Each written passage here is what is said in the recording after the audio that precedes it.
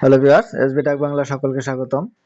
আজকের ভিডিওর মূল বিষয়বস্তু হচ্ছে এসএসপি মিস সফটওয়্যার থেকে কিভাবে উপবৃত্তি তালিকা বের করতে হবে।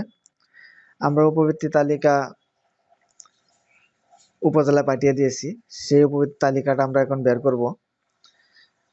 এসএসপি মিস সফটওয়্যারে আমরা ষষ্ঠ শ্রেণীর এবং একাদশ শ্রেণীর এবং আলিম শ্রেণীর উপবৃত্তির আবেদন করেছি এবং সেই আবেদনগুলো আমরা উপজেলায় জমা দিয়েছি এবং উপজেলা জমা দেওয়ার পরে আমাদের প্রতিষ্ঠানের তালিকাটা বের করে রাখতে হয়। তো তালিকাটা কিভাবে বের করতে হবে এবং কিভাবে ডাউনলোড করতে হবে, ডাউনলোড করে প্রিন্ট করতে হবে সেটুকু আজকে দেখাবো। তো আমি প্রথমে ব্রাউজার ওপেন করে নিব। গুগল ক্রোম ব্রাউজারে প্রবেশ করলাম। সার্চ বারে আমি লিখব এসএসপি, এখানে চলে আসছে hsp.pmet.gov.bd, এখানে ক্লিক করব। এখানে ক্লিক করার পরে এরকম একটা পেজ ওপেন হবে। এখানে ইউজার নেম এবং পাসওয়ার্ড দিতে হবে, এটা আপনারা সবাই জানেন। ইউজার নেমে পাসওয়ার্ড দেওয়ার পরে এখানে আছে একটি ক্যাপচাটা পূরণ করতে হবে।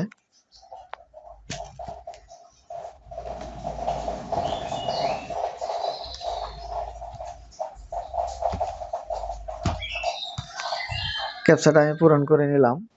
এখন লগ ইনে ক্লিক করব। লগ ইনে ক্লিক করার পরে আমার মোবাইলে একটি ওটিপি আসবে, সেই ওটিপিটা এখানে বসাতে হবে।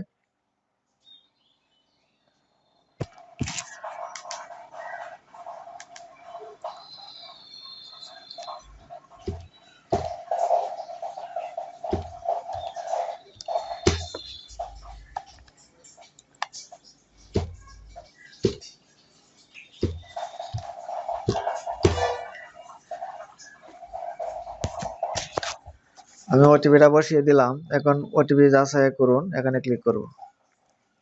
এখানে ক্লিক করার পরে কিন্তু আমি এসএসপি মেস MIS এর ড্যাশবোর্ডে প্রবেশ করলাম। এখন বাম দিকে দেখবেন প্রাথমিক নির্বাচন আছে, বৃত্তিপ্রাপ্ত শিক্ষার্থী আছে, রিপোর্ট আছে। এখন প্রাথমিক নির্বাচন, এখানে ক্লিক করব।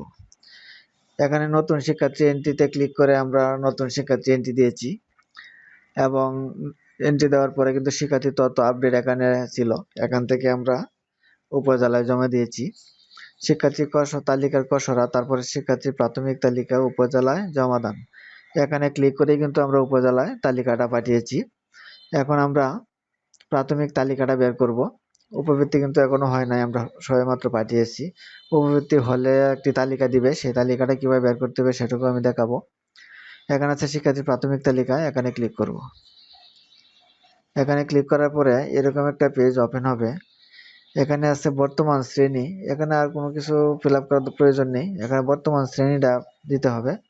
আমি ষষ্ঠ দিয়ে দিলাম। তারপরে ভর্তি সেশনটা দিতে হবে, আমি 2024 দিলাম।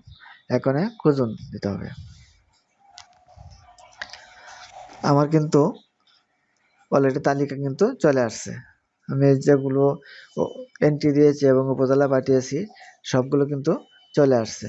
তো স্ক্রল করে একটু নিচে গিয়ে দেখি আমরা, এই যে তালিকাটা কিন্তু চলে আসছে, পুরো তালিকাটা কিন্তু এখানে আছে।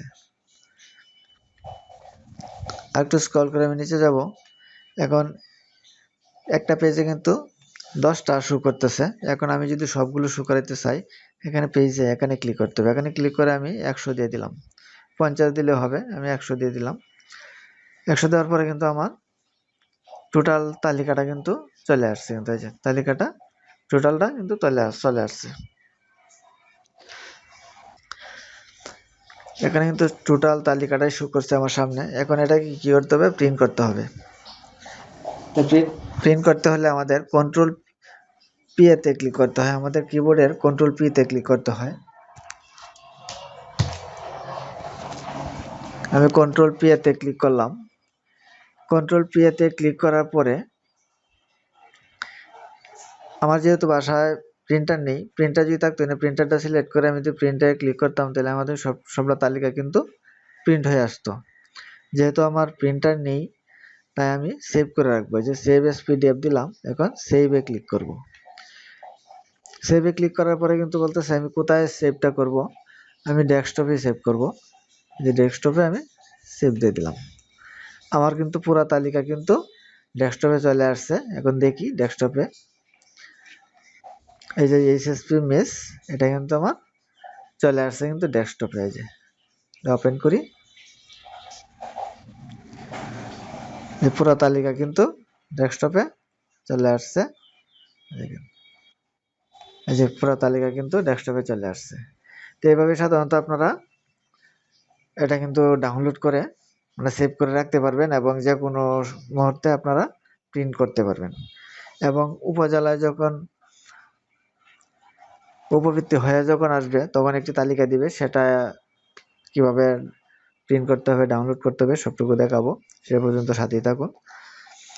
আজকে ভিডিওটা এ পর্যন্তই। কিভাবে তালিকাটা দেখতে হয় এবং কিভাবে বের করতে হয়, কিভাবে ডাউনলোড করতে হয় সেটুকু দেখালাম। আমার চ্যানেলে নতুন হয়ে থাকলে চ্যানেলটা সাবস্ক্রাইব করে রাখবেন, যাতে পরবর্তী ভিডিও আপলোডের সাথে নোটিফিকেশন পেয়ে যান। ওকে, থ্যাংক ইউ, ধন্যবাদ।